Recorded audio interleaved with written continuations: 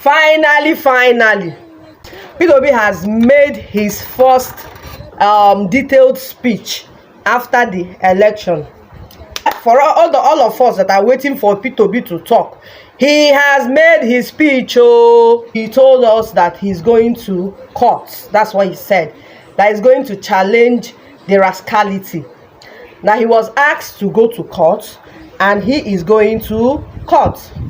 When he was asked, is he going to involve the international body for the fight? He said he's not involving any international body, that the election was done in Nigeria. Therefore, he's going to work it out in Nigeria. He was also asked, does he have faith in the judiciary? He said he's the number one person in Nigeria that the judiciary has favored. Let's watch P2B detailed speech. May the souls of all those that who lost their life rest in peace. May their families be consoled and God grant them the fortitude to bear their irreplaceable loss. May all those who have injuries, sustained one injuries, or had one loss or the other, may God grant them quick recovery and also compensate for their losses. Amen. Again, my dear people, let me again correct one impression, because I've seen some people saying in the media that I released one news or the other. I have never, directly or indirectly, spoken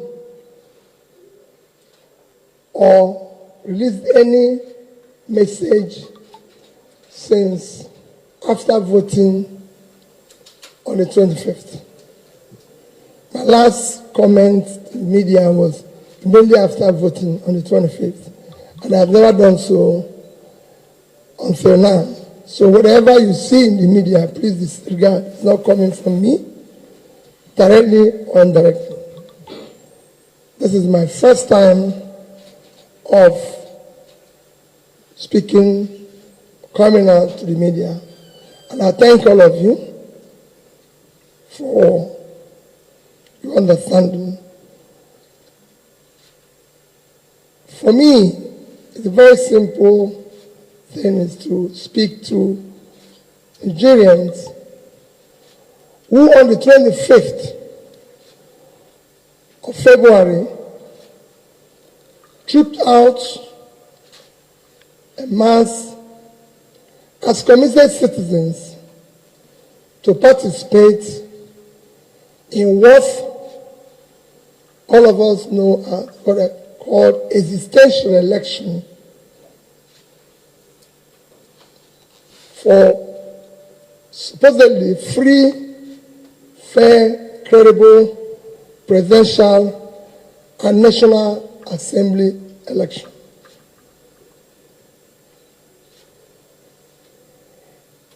We enjoy, and in all things we give thanks to God. For me, number one thing is gratitude. Gratitude to God Almighty that continue to protect and bless our dear country, Nigeria. Number two is gratitude to Nigerians that participated in the election, answering the call as true citizens in our dear country.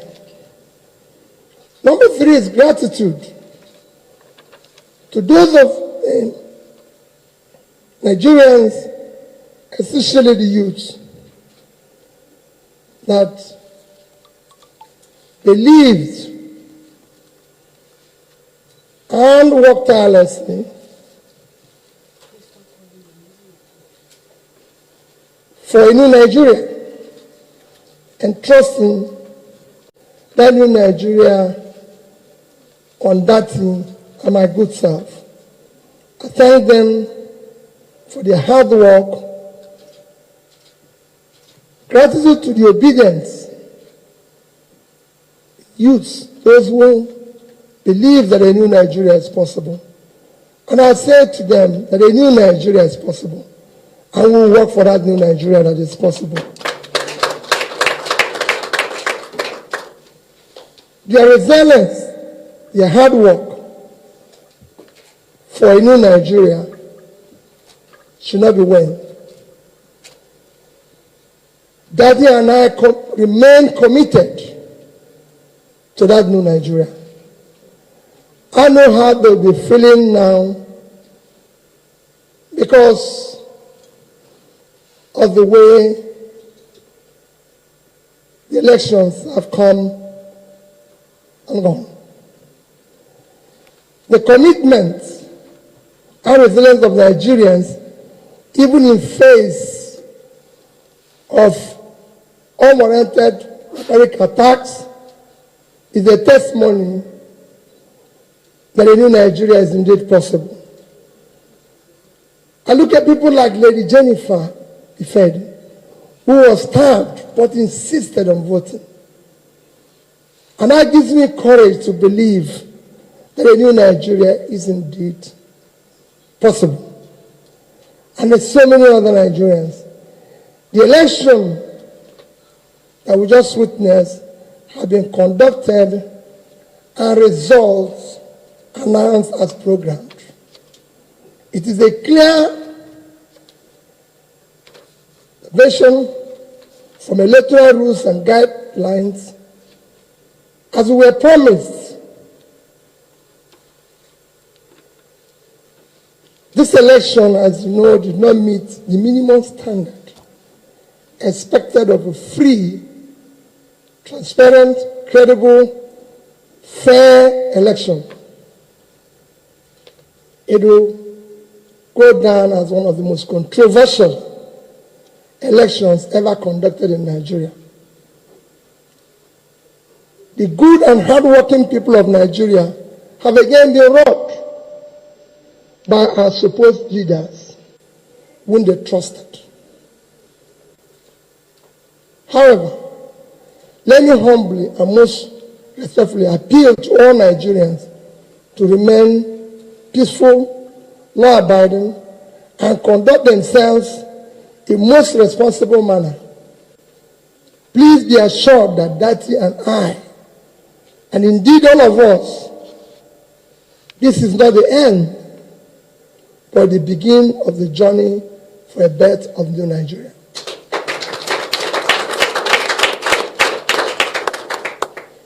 Dati Baba Ahmed and I remain absolutely undaunted and deeply committed to the project of a new Nigeria that will be built on honesty, transparency, fairness, justice, equity.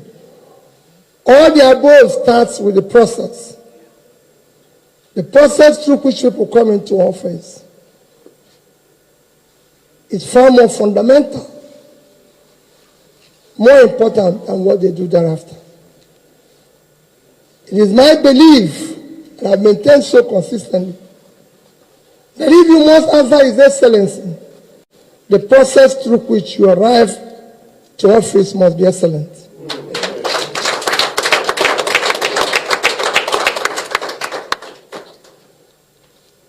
We must now require that we do the right things in order to generate the required confidence and moral authority to lead.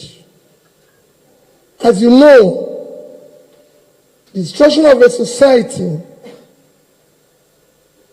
begins and gradually progress when we act rascally, with deliberate manipulation of the rule of law and suppression of the will of the people. During my campaign process, I said that we will govern by the rule of law, because we know what not doing that will bring about. And that's why we insisted that. Let me reiterate. And I assure you that good people of Nigeria, that we will explore all legal and peaceful options to reclaim our mandate. We won the election, and we will prove it to Nigerians.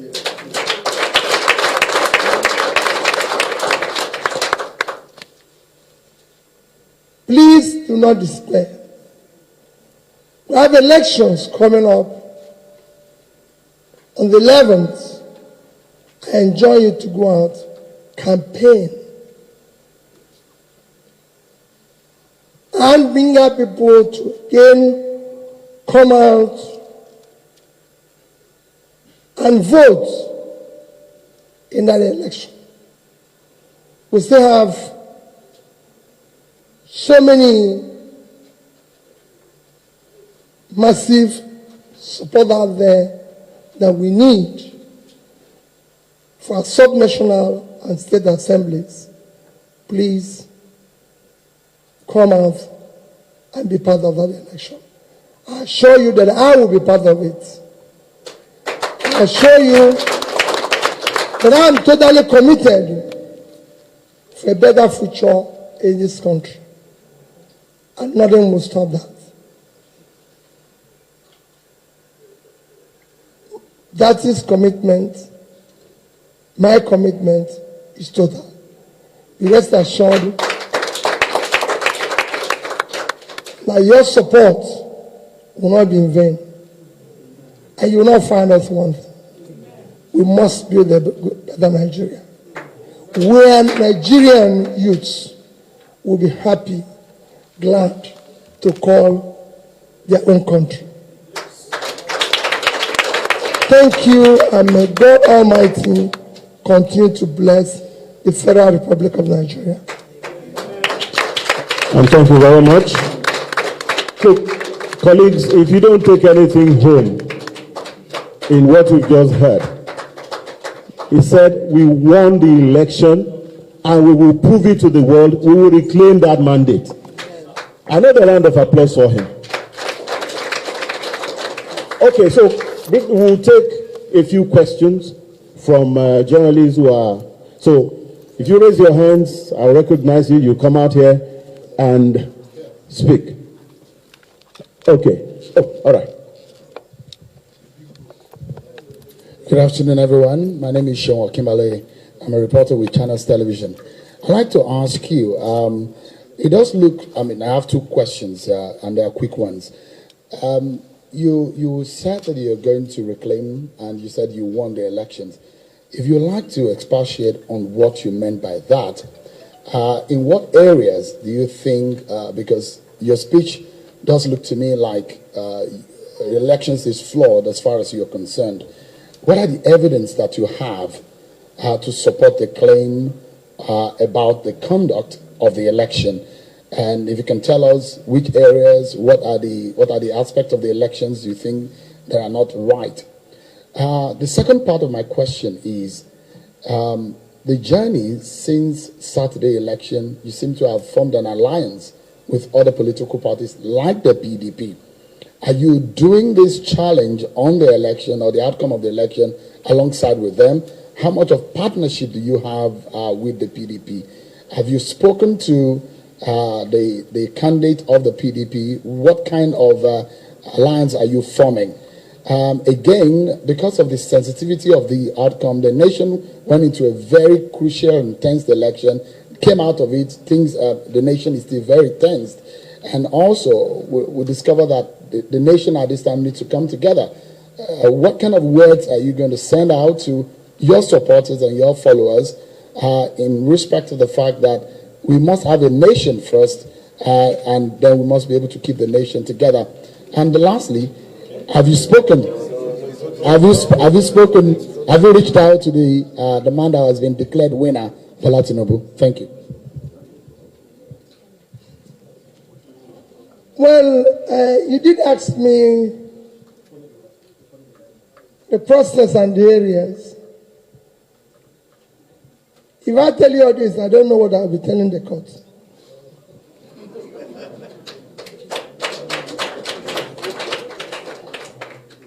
We have passed the stage of that because we were asked to go to the court.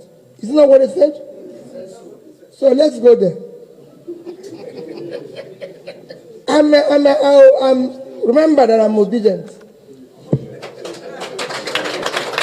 I want to obey their rules.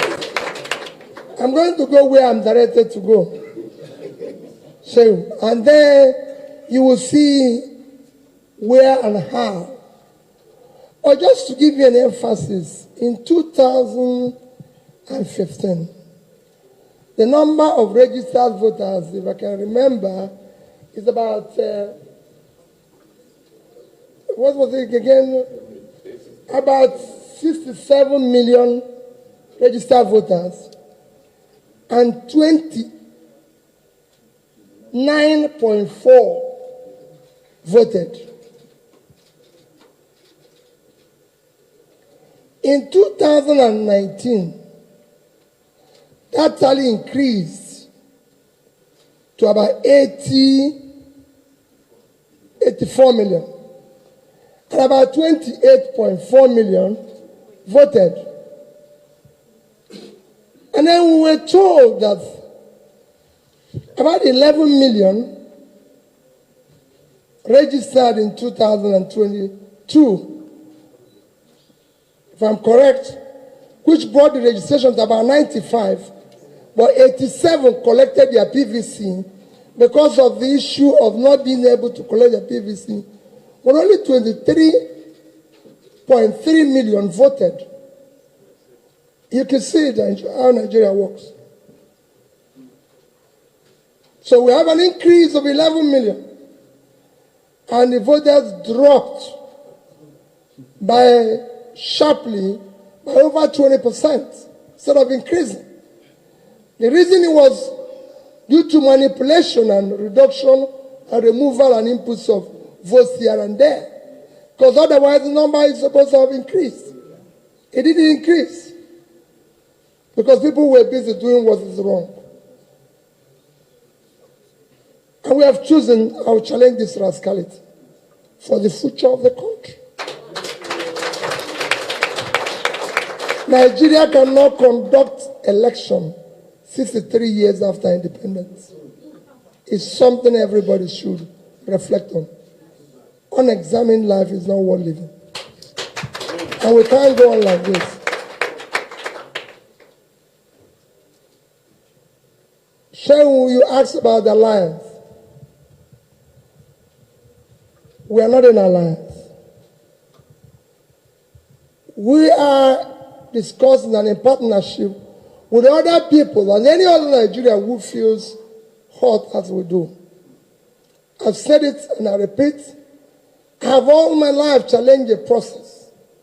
I believe that the process through which people get anywhere is respected. As a person, I've had a school award me a professor, and I can go and see my reply to them. I said, I can't be, because I have not gone through the process of being a professor. The process through which people come into any place is far more fundamental than what they do thereafter. We must not have people who have the moral authority because of the process who come into it.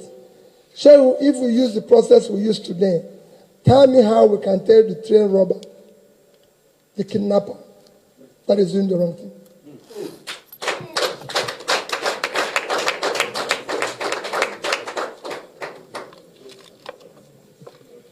Say we have not made calls to anybody. I'm not against making calls. Everybody that is involved in this, even the two main contenders, have always said, are my elder brothers. You know, the my seniors. It should actually be my father, so I respect them. And I keep at that. And if they call me and want me to see them, I'll see them. But on this issue, I'm challenging the process. Okay, here. We'll go from here. Please come out and... My name is Fidelis Simba. I work for Al Jazeera TV. My question is just about the judiciary. You're going to court. There have been concerns about the integrity of the judiciary. Do you believe you'll be able to get justice, given the questionable calls and decisions, especially of the Apex Court? Mr. Fidelis, there's no Nigerian who can say has been a beneficiary of the judiciary more than me. And all this while they tell me about the integrity of the judiciary. From 2003, I've always been in the court. I was there 3 years to reclaim my mandate. I was there to come back from impeachment. I was there to do interpretation. I was there to challenge my second tenure election. And in all, I've been successful. Without in any way compromising or doing the wrong thing. Like I said, I have never knowingly, and everybody can know, compromise any law officer, any judicial officer, anybody in process, because I believe they're doing their job. So I believe they know their customers in the other side. Mine is to do the right thing. And I'm going to go there with the right thing. And when I'm going, I'm seeking who will benefit the future of their own children. And I'm sure they will do the right thing. Okay. All right, just sitting next. I'm coming to your side. Please. Okay.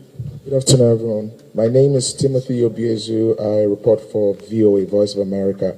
My question is, I've been speaking with observers and political experts who say that for you to be able to reclaim a mandate that you said has been taken from you, you need to prove abundantly enough that the suppression, voter suppression that has been alleged, the violence and everything that happened on Saturday was enough to sway the votes in your direction. So do you have abundantly enough evidence to do so? Thank you. Okay. Thank you. Well, let me again say it. We're not yet in court. That is why the court exists. And they've asked me to go to court. And I want to go to court. I don't want to answer questions on my way to court. I want to go to court. Okay. All right. Okay. All right, Tomo, come. I wanted to travel this way, but I see you are... Okay. My name is Omar Bazwai and I report for Arise TV, sorry.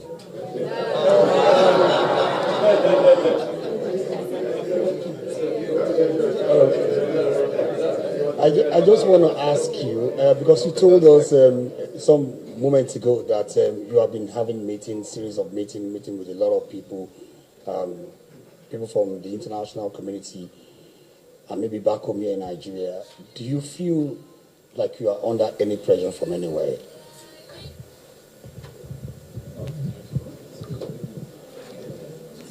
Not at all. I can tell you, nobody will ever put me under pressure when I challenge misconduct, rascality, or illegal process. Because it's not about it's not about, you can't, how do you put the person who is doing kidnapping under pressure? We're challenging what is wrong. It is not about me, it's not about you, it's not about it's about the society our children will live in. And I want people to understand that. I'm challenging a process that is false, a process that is wrong. It could be anybody. It is not about anything. So there's no pressure. Nobody has. Okay. And they know they will not. Okay, the lady at the back here.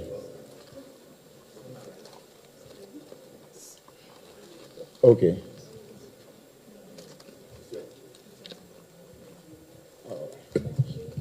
Good afternoon, everyone. My name is Rena Obozegi. I work for Dark Communications AIT. So I want to ask you, how are you engaging the international communities on the outcome of the elections? Thank you very much. Now the real AIT, not former AIT. Quite frankly, I'm not unless on invitation, I'm not engaging any international community or international body, because I feel this is the Nigerian problem. And this is time we have to start solving our problem. Elections have been conducted in all parts of Africa. And nobody have ever seen something near what we're going through here. So I'm not consulting anybody. Okay. Good day, sir. My name is Neo Moni. I'm correspondent for News Central. I know you've recorded a lot of success rates when you go to court. I'm not trying to be an antagonist, but if you eventually go to court and it remains the same, that the mandate is given to your opponent, what will you do? Secondly, we've seen a lot of visuals online about youth destroying their PVCs. What word do you have to these youth who you somewhat represent their demographic? Well, I'm still going to go around appealing to the youth. This is a long distance journey. And they have to know I'm committed to going through this journey with them. It's not going to be a one-day journey. No matter how long the night is, they will be there. And I want to show them that I will be there. We have to go through darkness. I'm going to go through this darkness with them because I know we're not going to ask these people to leave easily. That's why they're there. That's why they have structure. That structure of criminality can't go away overnight. That structure of destruction can't go overnight. Structure that has created 133 million people living in multi-dimensional poverty can't go out overnight. Structure that has created 95 million people living under absolute poverty can't go out overnight. Structure that have created over 20 million out of school children can't go out overnight. All we need to show is commitment, resilience, like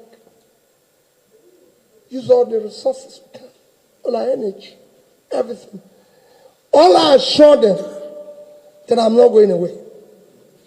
I'll be at the forefront. We will walk through this darkness until day break.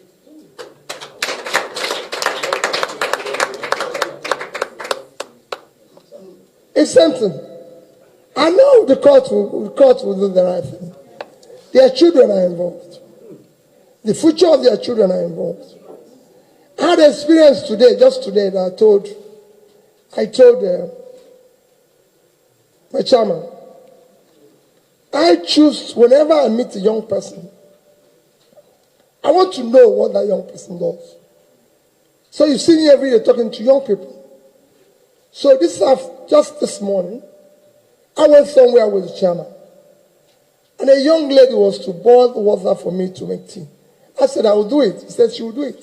She was excited to do it. She was worried. And she said to me, she was almost in tears that I lost the election. And I said, so what's your name? She said she's just called that name. I said, so who are you? She said she was from Nasarawa. So I said, where do you go to school? She said she went to University of Nasarawa. I said, so what do you do? She said she has no job. She graduated since 2018. I said, so what are you trying to do? She told me she's learned how to do baking. So why are you not baking instead of being here to do this? She said she doesn't have 75,000 naira to buy an oven.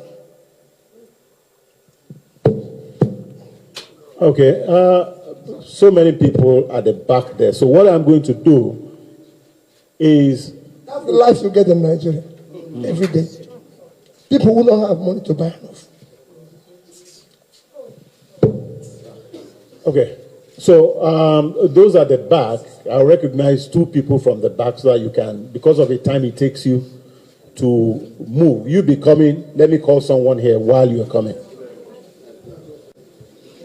Good morning, Your Excellency. My name is Dixon Irebu. I anchor Nigeria right now on AIT. with the gloomy picture that is out there in our society today, with the rot in the political space, where do you get your inspiration and your strength from? Nigerians want to know, please. Of course, I get my inspiration takes him from the young girl who doesn't have 75,000 naira to buy an oven. When people like me can sit down in a place and drink a bottle of wine that is costing that amount in the same country. When people like me have stolen billions of public money, that would have bought an oven for that young graduate. So that's where you get your inspiration. I said I want to build a new Nigeria where those youths will have hope, where there will be a future for them. But I can't build it, Dixon, unless I do the right things so that they can emulate how to do the right things. We cannot do it. We have to teach them how to do the right thing. Dixon, I have an opportunity to do what other people are doing. And you've seen it from my corporate world where I chair corporations, including Security and Exchange Commission, to my being governor of a state. I had opportunity to do what other people are doing, but I didn't do it. Because we have to live and show an example. And use the resources of the country, public resources, for public good. And ask those who had the opportunity of doing the right thing for the country to do the right thing. If we have a security man, he should do his job. If we have somebody to conduct an election, I've been an observer of election in some of the West African countries. Dixon, it wasn't anything near this. Is this what we spent billions to do? Hey, what a minute. We should have used that billions to do something else and announce what they announced. Because this young girl would have had an oven and then we'll do the announcement. Okay. All right, quickly. I hope you are not AIT. Komala is my name. I work with TV3 in Ghana. You said that you are going to court. One, what are the reliefs that you are seeking? Then two, the ECOWAS and Africa Union observer missions have described this election as generally fair. Do you ascribe to the suggestions or the reports describing the elections as generally fair? Okay. Thank you. Well, let me tell you, throughout my comments, I didn't want to mention comments of observers, because if you choose it, there's so many other observers like European Union, EU, NRI, and so many who have said it did not meet the standards, who have said it's rigged, who have said this. So let's not talk about what the observers are saying. Let's look at what Nigerians are saying. This is essentially a Nigerian problem, and I want to hear Nigerians.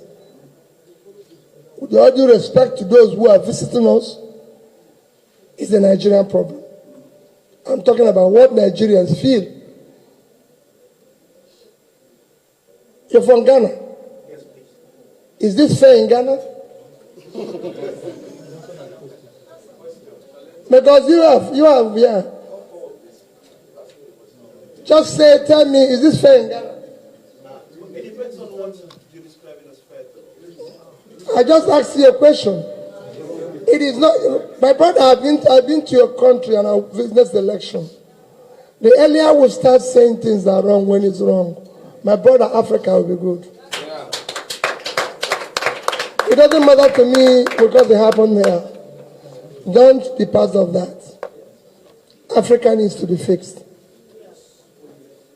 And we all have to tell ourselves the truth. This is very unfair. It's the least expected of us. The other question you asked about going to court, I've told you, I cannot answer until I get to where I was asked to go. If I was asking a question that you're asking me here as I was coming here, I was coming here to see journalists and answer their questions. And that's what I'm doing now. Okay. Now, the last two. No, just come. The lady who's calling me, come out.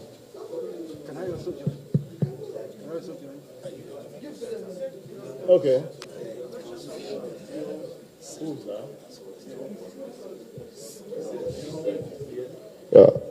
Your Excellency, good afternoon. Good afternoon, sir. My name is Kingsley of the Daily Independent newspapers. I wouldn't want to throw a popular path now. My question to you would be, Nigeria has seen a lot, from the violence in the northeast to the killings in some other parts of the country, in the south. If, for the sake of peace, the person and the party that was declared to be the winner approaches you for a unity government, for the sake of peace, don't you think also should be shaped and we thought the path of peace?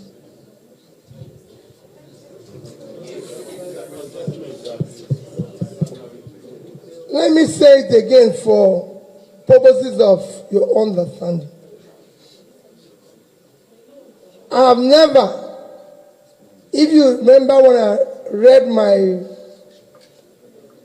I made my general comments, where is it?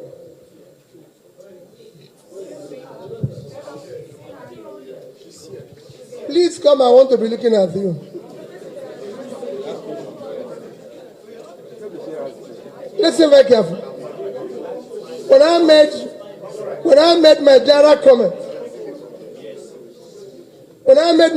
comment, if you recall, I did ask for people to go about peacefully. And since after the election, I have never done anything to show that I don't want peace. I believe in a very peaceful Nigeria. I've had several phone calls where I asked people to remain calm and peaceful. That has nothing to do with what I'm challenging. I'm challenging the process. If the process is faulty, it's faulty. In fact, you can't build peace on a faulty foundation. It's never happened to anyone in the world.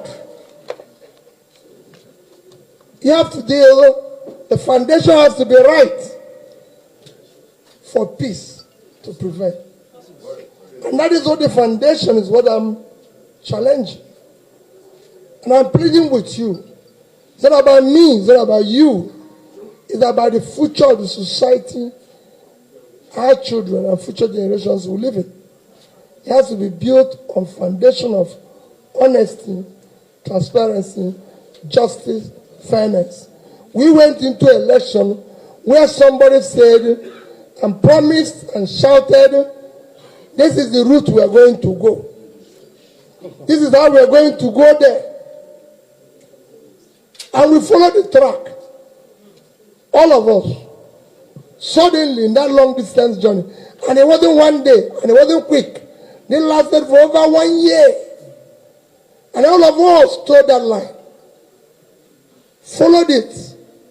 And suddenly, as we get to the end of it, somebody jumped from somewhere and claimed the prize. What did you do?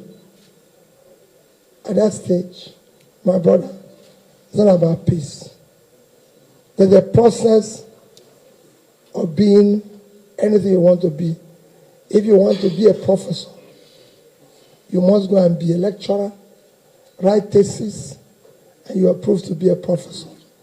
If you want to be a doctor, you go and read medicine. You cannot suddenly from being a lawyer and you say conferred a doctorate degree. No. Lawyers go through law school. I can be a lawyer. I cannot be awarded senior advocate today, no matter my knowledge of the law, because it is a process of being a senior advocate. Process is important, my brother. That's what makes a society. In this society, we have seen people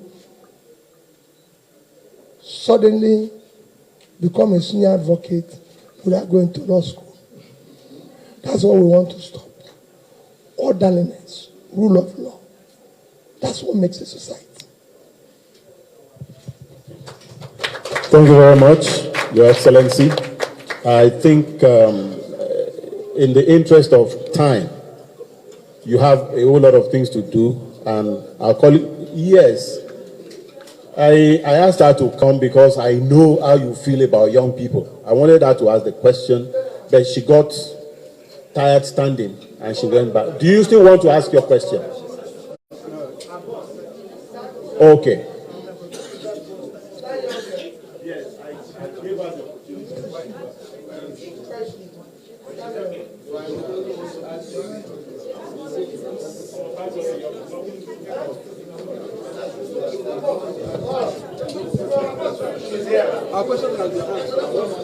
So, hello? Okay, you can come now. Please come.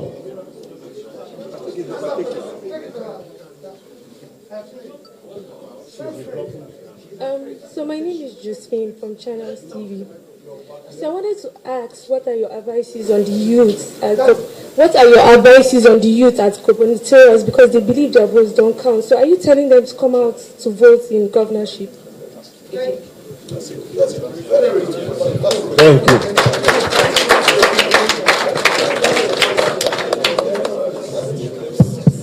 My sister, I insisted because when I saw these are the people who have put their faith in us. Be assured. Believe me as an elder brother.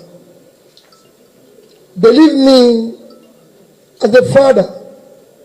Believe me that this journey, I am totally committed to it.